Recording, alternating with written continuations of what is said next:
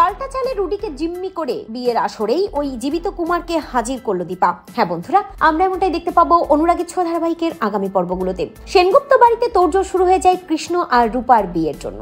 অপরদিকে কৃষ্ণর বাড়ি থেকে কৃষ্ণর গায়ে ছোঁয়ানো হলুদ নিয়ে লোকজন হাজির হয় সেনগুপ্ত বাড়িতে। দীপা ওই সুযোগেই ওই কুন্তলার বাড়িতে গিয়ে হানা দেয়। তবে দীপা যখন পেছন দরজা দিয়ে ঢোকে তখন রুডি দীপাকে দেখে ফেলে এবং দীপাকে বাধা দেয়। কিন্তু দীপা বন্দুক তাক করে রুডির দিকে এবং রুডিকে বলে, ভুলে যেও না রুডি, আমার একটা গুলিতেই কিন্তু তুমি সেদিন শেষ হয়ে যাচ্ছিলে। আর যদি তুমি আমাকে বাধা দাও তাহলে আমার আরেকটা গুলি তোমাকে এখানেই শেষ করে ফেলবে। দীপার বন্দুকের মুখে বেশ ভয় পেয়ে যায় রুডি দীপাকে বলে, মামুনি আপনি আমাকে মেরে ফেলবেন, তাহলে আপনার মেয়ে সোনার কি হবে?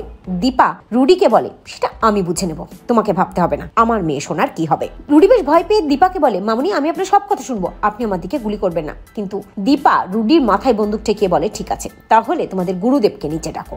এই বলে দীপা রুডিকে ভয় দেখাতে থাকে আর রুডি ভয় পেয়ে দাদু দাদু বলে কুমারকে নিচে ডাকতে থাকে। কুন্তলা দেখে দীপার হাতে বন্দী হয়েছে ওই রুডি। কুন্তলা ভয় পেয়ে যায় এবং কুন্তলা তার গুরুদেবকে বাবা বলে ডাক দেয়। দীপা খুব ভালো করে বুঝতে পারে তাহলে এই গুরুদেব আসলে গুরুদেব নয়, কুন্তলার বাবা। এবং এরপরেই ওই কুমার সবার সামনে আসে, যাকে দেখে দীপা চমকে যায়। তো বন্ধুরা, তোমরা এটা চাও তো যে এভাবেই যেন ওই রুডিকে জিম্মি করে পাল্টা চালে কুমারকে সবার সামনে হাজির করে দীপা? কমেন্ট করে জানাতে ভুলো না।